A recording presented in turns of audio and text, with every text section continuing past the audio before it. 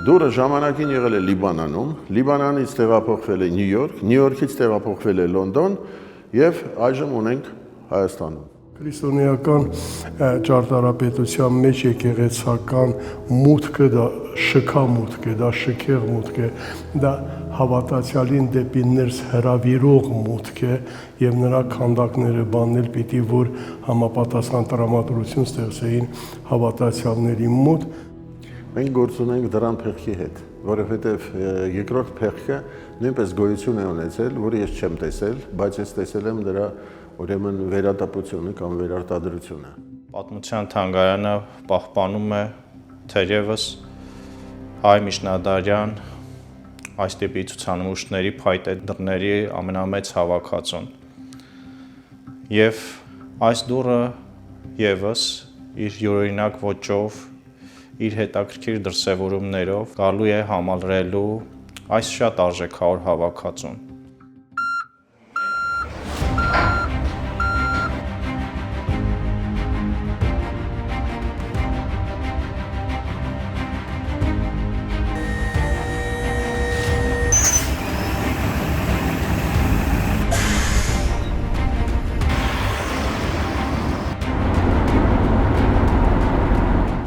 Տարիներին կառավարությունը հետևողական քաղաքականություն է վարում մեր մշակութային արժեքները հայտնաբերելու եւ Հայաստան վերադարձնելու ուղղությամբ եւ իհարկե նաեւ մեր տարբեր արվեստագետները, մասնագետները, փորձագետները իմանալով, որ պետությունը նման քաղաքականություն ունի, արդեն իրենք էլ են ահազանգում, որ այստեղ օրինակ այսպիսի մի բան է վաճառվում եւ գուցե պետությունը շահագրգիռ լինի դա ձեռք բերելու։ Այս անգամ հենց այդպես տեղի ունեցավ եւ մենք առաջին ազդակը, որ այս արժեքը հնարավոր է ձեռք բերել, ստացել ենք մեր հնագետներից, ստացել ենք Համլետ Պետրոսյանից եւ այնուհետեւ արդեն Փարիզաբնակ մեր արվեստագետների եւ այլ մարդկանց աջակցությամբ հասկացել ենք, որ իսկապես կարևոր արժեքի հետ գործ ունենք եւ դրանից հետո շատ արագ կառավարությունը կայացրեց որոշում պահուստային ֆոնդից հատկացնել միջոցներ ավելի քան 175 միլիոն դրամ, որպեսզի մեր միջնադարյան եկեղեցու փայտյա դրամ փեղկը, որը կարծում եմ իսկապես անկրկնելի նմուշ է եւ աշխարհում հայտնի է 8 նման նմուշների մասին եւ այդ իմաստով կարծում եմ, որ բացառիկ արժեք ենք ձեռք բերել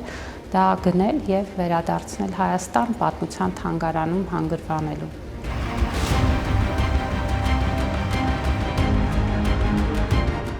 Որպես նախադեպ շատ մեծ քայլ է, որովհետև կարող ենք ասել, որ անկախությունից ի վեր ամենաթանկարժեք միջազգային թանգարանային ձեռքբերումն է, ինչը ինքնին խոսում է որպես քայլ կարևորության մասին նաև, որը հերթականն է առաջինը չէ, ուղղակի այսպես շատ ցայտոնն է, եթե դա ֆինանսական նաև տեսանկյունից նայենք, բայց բնականաբար իր պատմական, գիտական, մշակութային եւ մնացած այլ արժեքները շատ ավելի մեծ են, այնպես որ սա տարվա կարևորագույն մշակութային իրադարձություններից մեկը կարող ենք համարել։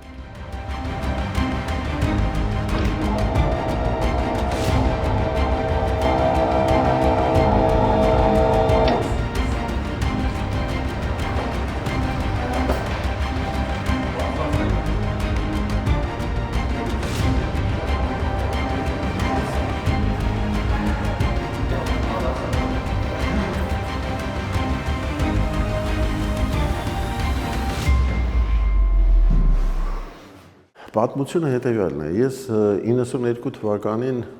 հեռախոսազանգ ստացա Նյու Յորքից։ Զանգողը ներկայացավ իբրև Ջակ Գևրեկյան, որ ուրեմն արվեստի հավաքածուներ կազմող անձնավորություններ, ինչպես հետո ես սա հնդացա, հետը եւ նա ինձ ասեց, որ ինքը եւ իր գործընկերը մի դուր են ձեռք բերել Լիբանանից, որը ուզում են իրենք վաճառել եւ դուրը ներկայումս գտնվում է Մետրոպոլիթեն թանգարանում Նյու Յորքի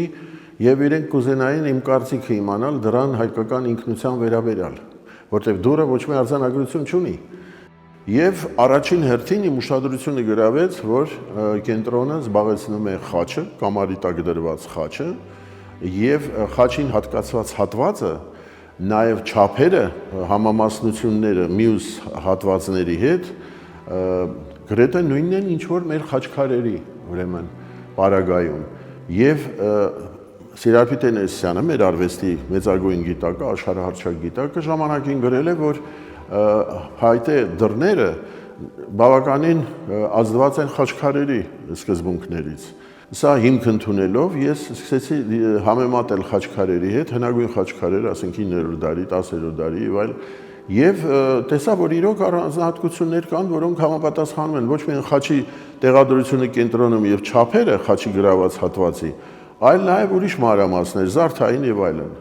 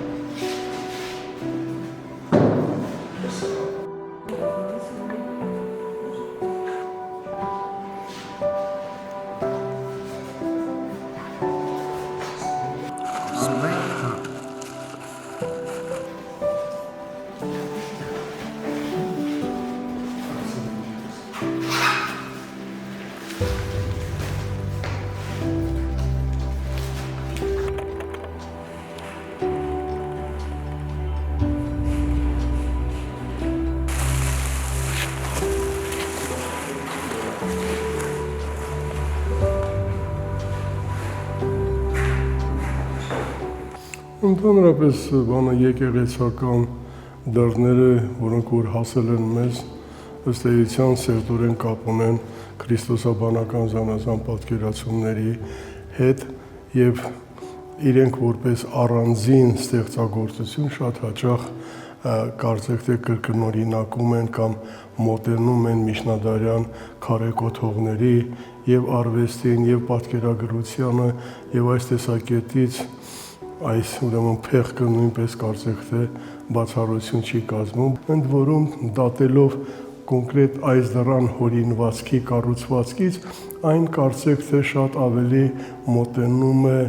ժողովրդական, պարականոն, զանազան պատմությունների վերարտադրությանը, քան թե ասենք դասական կանոնիկ պատկերագրությունն է, դրա համար հետազոտողները ըստ էության եւ դժվարացել են եւ տարբեր մեկնություններ են առաջարկել այս դրան դեպքում։ Այստեղ ձիավորի հետյալի որսն է եւ արջերի որս է սա։ Ներկայացված են փեթակները, արջերը եւ մի ուրիշ մանրամասն կա, որ ձիու գավակի վրա մի կենդանի է, որի վզին կա պարան։ Այս կենդանին բծավոր է, այս բծավոր արարածը հովազ է եւ վարժեցված հովազ է։ Դա արքայական ընտանիքներին էր հատկանշական։ Ես ուշադրություն դարձրեցի ձիավորի կոնաձև գլխարկին եւ իսկույն հիշեցի ես Հաղպատի 967 թվականի ուրեմն գեղեցու վրայի քանդակը Սմբատ արքան չալմայով եւ Գուրգենը կամ Կյուրիկեն այսպեսի կոնաձև գլխարկով։ Ուրեմն չալման դա միայն արաբների կողմից տրված արքայական իշխանությունը ճանաչող մի երևույթ էր եւ արաբները տվել են դա թե Բագրատունիներին եւ թե Գագիկ Արծրունուն։ Ուրեմն սա կարող է նույնիսկ ինքը Գուրգենը կամ Կյուրիկեն լինի։ Որպես կանոն, ասենք, քիվը կամ վերնամասը պիտի որ ցույցի, որպես կանոն եմ ասում, թե միշտ էլ բացառություն կա, պիտի ցույցի ժամանակների վերջը, պիտի ցույցի երկնային դրախտը, պիտի ցույցի Քրիստոսի երկրորդ գալուստը, դրա հետ կապված ինչ որ մանրամասներ, դա շատ տարածված մի բան էր խաչքարային մշակույթում, բայց հատկապես մենք դա տեսնում ենք ջուղայի խաչքարերում։ Կարծեք թե եթե թույլ տրվի, սա կարծեք թե ջուղայի այդ նման հորինվածքի նախօրինակներից մեկն է որպես կանոն վերցված թաղման կառույցներից, դամբարանային պատկերագրությունից։ Խաչի առանձին թևերի կատարումները, բանը նրա բուսականացումը նույնպես հստակորեն ցույց են տալիս այդ ժամանակաշրջան։ Մնաց վերևի պատկերի խնդիրը, խաչից վերև։ Ուշադրություն է գրավում պատկերի յուրահատկությունը, որ գործ ունենք երկար զգեստակած մի անձնավորության հետ, որը իր թևերի տակ խեղդում է երկու արարածների։ Այս արարածները նույնպես ունեն բծեր, ինչպես հովազները, եւ մենք գիտենք, որ մեզ մոտ հովազներին անվանում են հովազառյուծ կամ ընձառյուծ, ուրեմն այս հովազներին խեղդողը մի թեմա է, ընդհանրապես որ առյուծներին խեղդող թեման, որը կա քրիստոնեական արվեստում։ Դրան փեղկը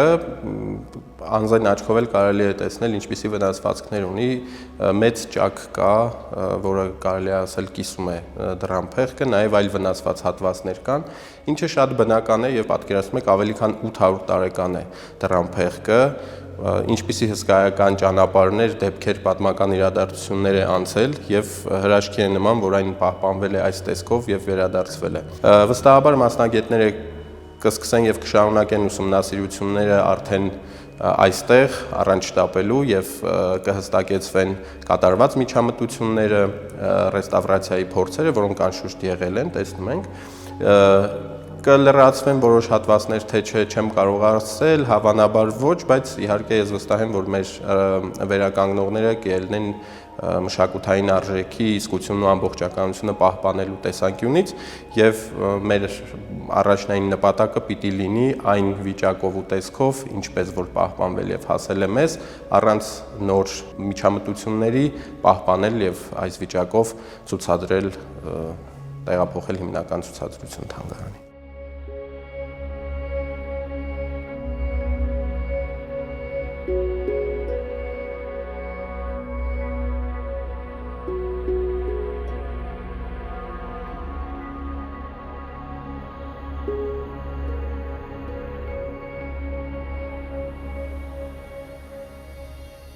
Թանգարանը նաև պարբերաբար իրականացնում է կրթական ծրագրեր տարբեր տարիքային այցելուների համար եւ նաև բացատրություններ, բանախոսություններ, անշուշտ այս միջնադարյան արվեստի գլուխգործոցը կդառնա նմանատիպ բանախոսությունների, կրթամշակութային ծրագրերի կարևոր նպատակներից կամ ներկայացվող երևույթներից մեկը։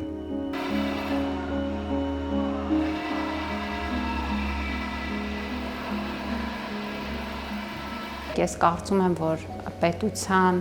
պատասխանատվությունն է մշակութային ժառանգությունը եւ մշակութային արժեքները մեկտեղել։ Եվ սա քաղաքականություն է, ոչ թե միջադեպեր կամ առանձին իրադրություններ։ Եվ սա նշանակում է, որ մենք շարունակելու ենք ուշադիր լինել տարբեր աճուրդներին, շարունակելու ենք ուշադիր լինել տարբեր հարթակներում վաճառվող մշակութային արժեքներին եւ իհարկե շարունակելու ենք ձեռք բերել այն, ինչը կարեւոր է մեր պետության համար եւ մեր պետությանն ու քաղաքացուն ենք վերադարձնելու մշակութային արժեքները, որոնք մեր ժառանգության շատ կարեւոր մաս են։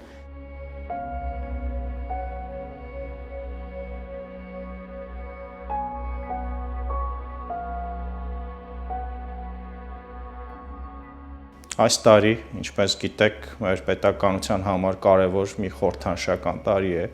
վերանկախության 35-ամյակն է, եւ շատ ուրախ ենք, որ Հայաստանի Հանրապետության կառավարությունը նման որոշում կայացրեց այս միջնադարյան արվեստի գլուխգործոցը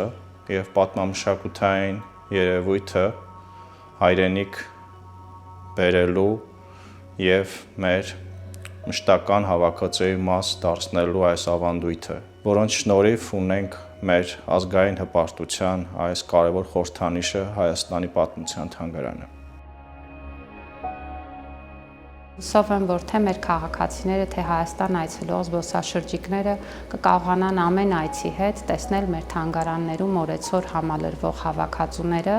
եւ կտեսնել, որ այստեղ պետությունը գործում է հենց մշակութային ժառանգության եւ հոգացության ներքո։